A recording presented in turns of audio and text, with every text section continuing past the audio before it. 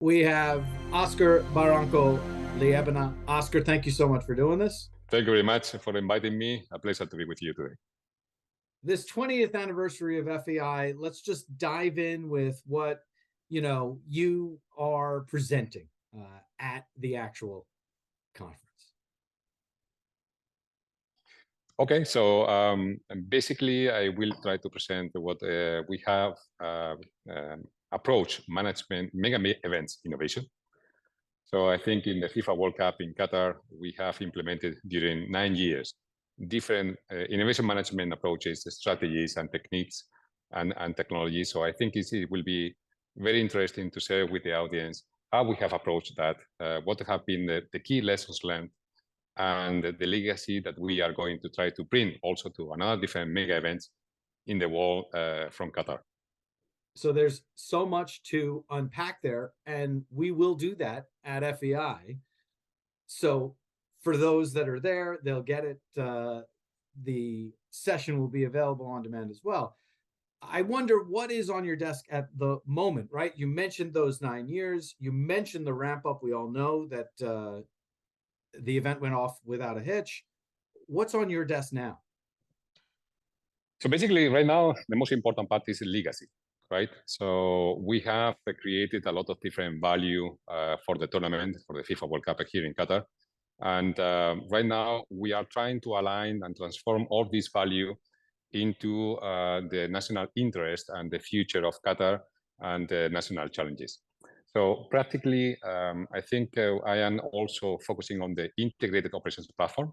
This is an augmented intelligence and operational platform where we have integrated all the key operational data from the national stakeholders.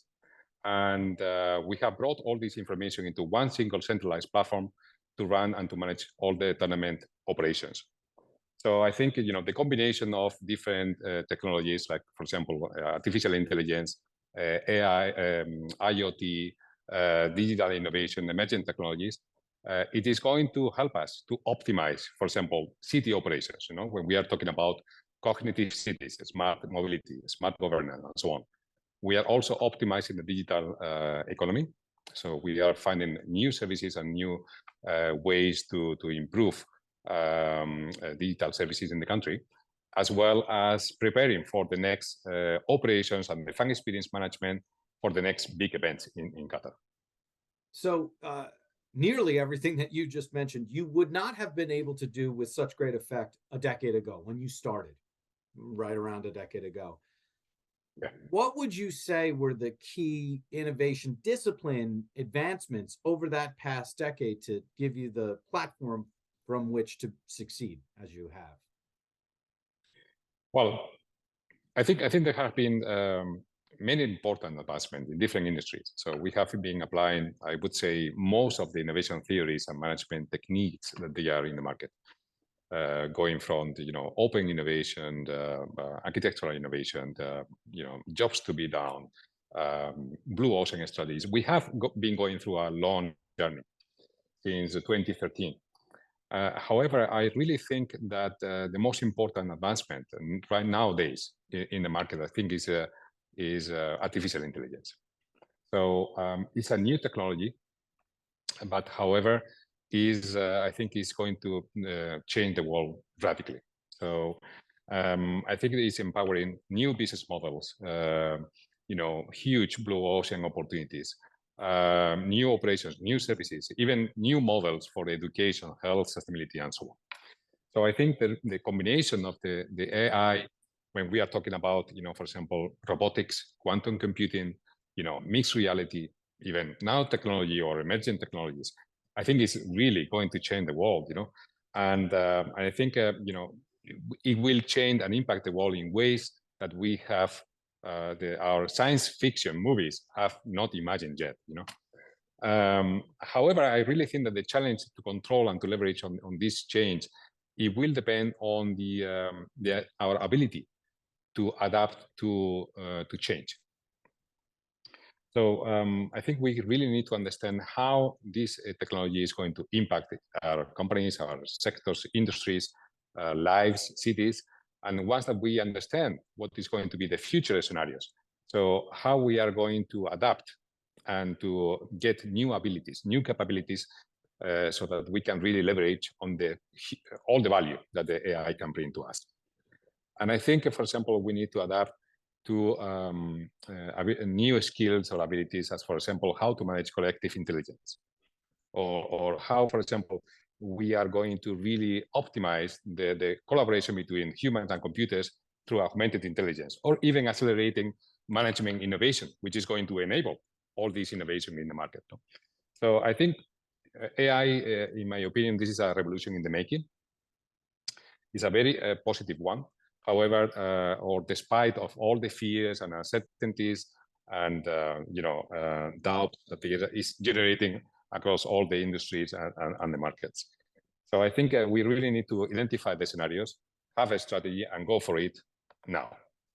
The speed, the speed will be a critical success factor. The speed to change, the adaptation to change, and I think this is something that Darwin already highlighted many years ago.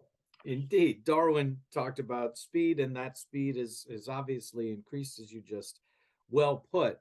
And what you did was kind of showcase what we're grappling with now. Just because it's FEI's 20th anniversary, please do think back 20 years and share with us what, along the way was sort of a big deal, which no longer is the case, maybe because of artificial intelligence, managing collective intelligence, and everything in between. Can you highlight something that maybe was a definitive, absolutely a fact within the innovation discipline, which over the past 20 years has just fallen by the wayside, no longer true? I think I would highlight three of them. I think the first one would be the collective intelligence applied to collaborative innovation. And let me explain that.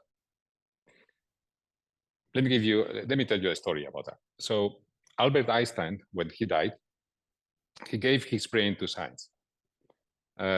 He wanted to allow science to understand why he was so smart. So basically, scientists sliced his brain in 200 pieces, and they found that he had exactly the same number of neurons as anyone else. However, the way they were connected and linked, it way above an average person.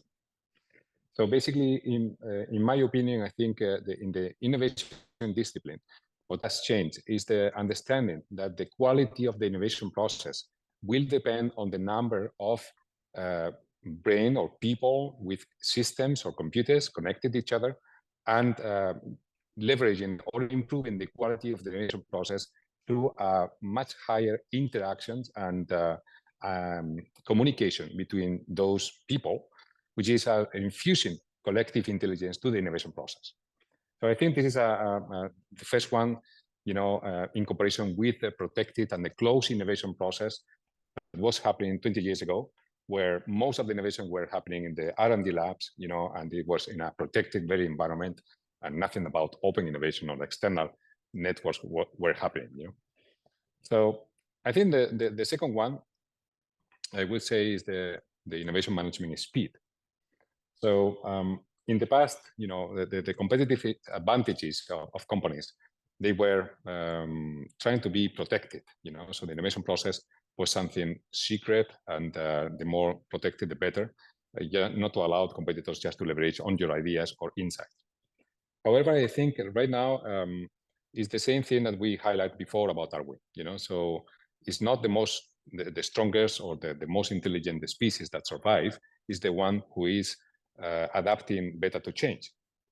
So many of the companies right now understand that reducing time to market will provide very important competitive advantages in comparison with those people that they are also innovating, but they are not aware of the market forces, or they are not aware of the speed that some other companies, they are implementing their innovation and reducing the time to market to get the return on innovation investment as soon as possible.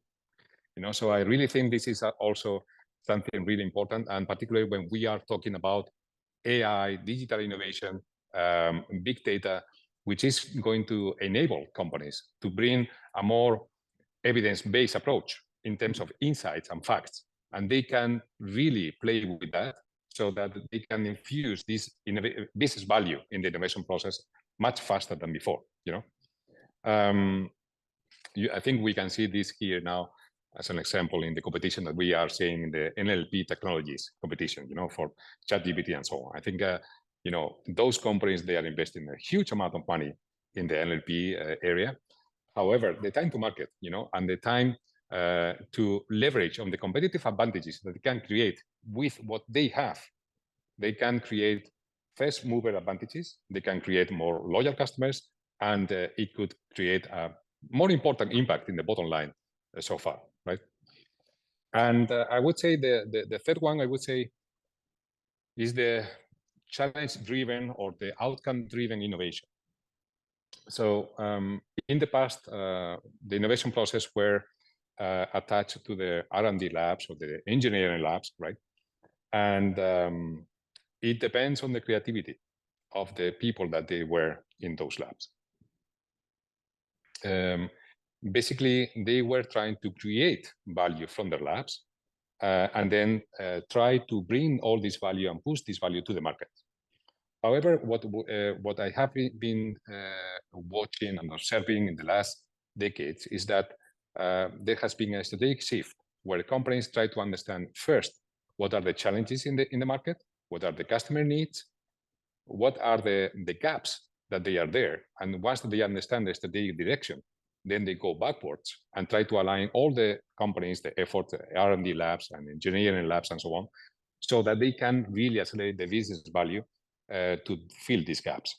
I think this is something where it also create important competitive advantages when we are talking about AI and big data, because those needs and those insights from the market, it will be more obvious, particularly when we are talking, for example, in areas like emotional experience. This is something that which is bringing really new insights, new business value, which is a blue ocean practically, because there is no evidences how to bring this emotional experience value to customers. And I think AI is bringing these new opportunities, new windows that can be leveraged by many different companies. To be able to kind of orchestrate all of that list really that you gave us, the top three there, it's not easy to do. It brings to mind Clayton Christensen, whose Innovator's Dilemma really kicked us off. FEI was launched with him keynoting shortly after he wrote his book. Who are who is or who are a couple of other innovation legends as far as you're concerned?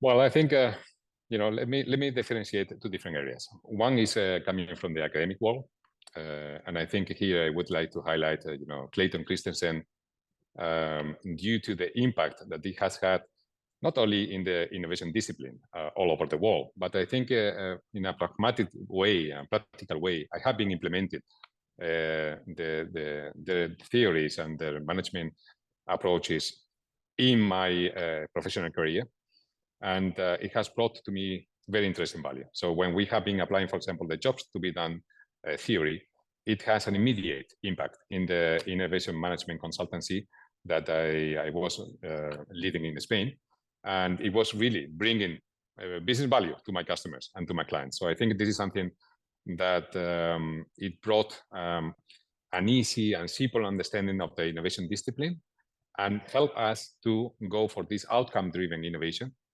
going from the market backwards and bringing this value to the customers. I would highlight also Gary Hamel.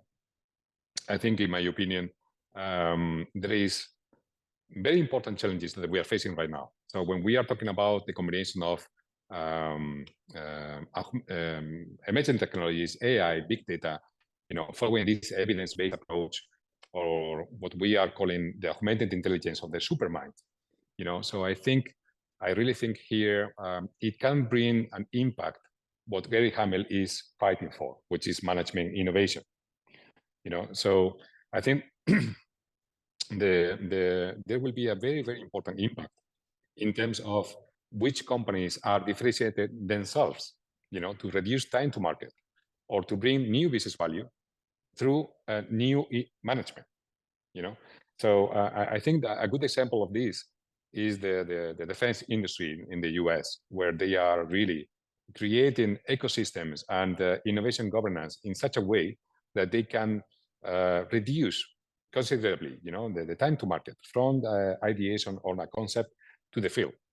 And this is adapting continually their management approaches. It's not just, if we are innovating, it's how we are innovating. And the way you innovate is what you innovate. So this is something very, very important, because I really think that the management innovation has a huge potential in the innovation discipline. However, Seth, I would also highlight, as innovation legends, those innovators that they are behind small or international companies that nobody knows. So most of the times, when we are talking about collective intelligence, when we are talking about open innovation, blue ocean, I mean, there are a lot of different things that we have been implementing during these years. I really think there is always some people that they have the natural ability to bring a new concept, a new idea, which is radical, which has never been done before, and is bringing a lot of value to the customers, to the companies. However, they are not recognized, or they don't have the visibility in the media, or the enough acknowledgement. So I would say those innovators, they are legend as well. Nobody knows, but I think we should highlight that these people are bringing a lot of value to the world. Fantastic. You're bringing a lot of value to FEI. You've been before. Do you mind sharing how FEI maybe has impacted your career?